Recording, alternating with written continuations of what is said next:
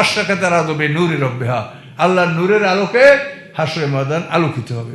তো আল্লাহর নূরের আলোকে হাশরের ময়দান আলোকিত হবে, এখানে অনেক কিছু আপনারা নিজেই বুঝতে পারবেন যে আল্লাহর নূরের আলো পৃথিবীর এই আলোর চাইতে অনেক কঠিন গরম।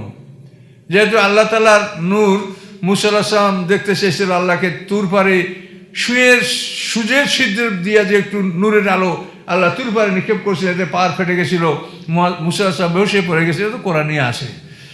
তো এই জন্য আল্লাহ নূরের আলোতে হাশরের ময়দান আলোকিত হলে এটা কিন্তু সহ্য করা খুবই কঠিন হবে। কিন্তু যারা মোমেন, যারা আমরা 5 ওয়াক্ত আল্লাহর সাথে সম্পর্ক সৃষ্টি করছি এবং আল্লাহর কদমে আমরা শ্রদ্ধা করছি বলে আমরা মনে করি, তাহলে আমাদের কিন্তু আল্লাহর নূরটা চন্দ্রের অনুমত স্নিগ্ধ মনে হবে। এই নূরটা আমাদের মোমেনদের কাছে এটা কঠিন মনে হবে না। কিন্তু এই আলো যারা দুনিয়াতে সংগ্রহ করে নাই তাদের জন্য এটা কঠিন হবে। আলো সংগ্রহ করতে আপনাকে এখানে 5 বার আসতে হবে, এই ফিলিং স্টেশন থেকে আপনাকে এটা ফিল করে তো ভরে এটাকে আপনাকে নিতে হবে। তো এই জন্য আল্লাহ বলেন যে একটা দৃশ্য এমন হবে যে হাশরের ময়দানটা এভাবে কঠিনভাবে অন্ধকার করে দেওয়া হবে, কেউ কিছু চোখে দেখতে পাবে না। আল্লাহ বলেন আল্লাহ যার জন্য আলো সৃষ্টি করবেন না তার জন্য সেখানে আলো হবে না।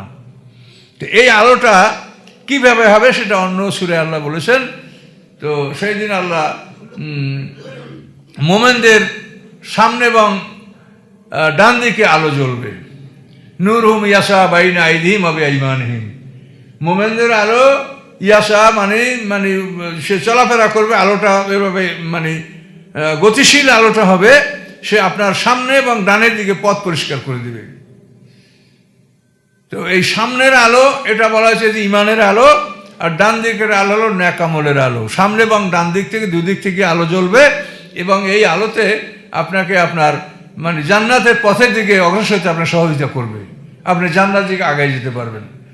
এই নূরটা মোমেনদের যাবে। নূরুহুম ইয়াসা বাইনা আইদিহিম ওয়া বিআইমানিহিম বুশরাকুমুল ইয়াওম। আল্লাহ বলেন আজকে তোমাদের সুসংবাদ, জান্নাত তোমাদের জন্য। তো সেই দিন কাফেরদের আলো একেবারে জ্বলবে না, আর মুনাফিকদের আলো জ্বলবে নিভবে, কিন্তু আরাফের কাছে যাওয়ার পরে একেবারে নিভে যাবে। মুনাফিক যারা, তারা রোজা নামাজ সব করে, মুসলমানদের সঙ্গে থাকে, মুসলমানদের সমাজভুক্ত থাকে, কিন্তু অন্তরে ইসলামের প্রতি বিদ্বেষ, অন্তরে রাসূলের প্রতি বিদ্বেষ, অন্তরে রাসূলকে সমালোচনা।